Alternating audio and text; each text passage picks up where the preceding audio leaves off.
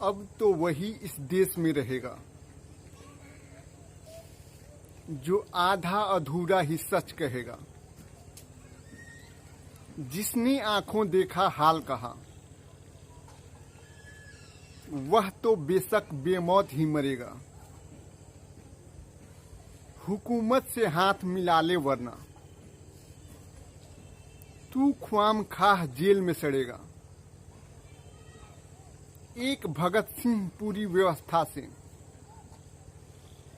अब आखिर कितनी देर लड़ेगा। कोई तो समझाए सुकरात को, उसे यह सौदा महंगा पड़ेगा। यहाँ जो भी करेगा ऐलाने हक, मंसूर की तरह वह सूली चढ़ेगा। जय हिंद।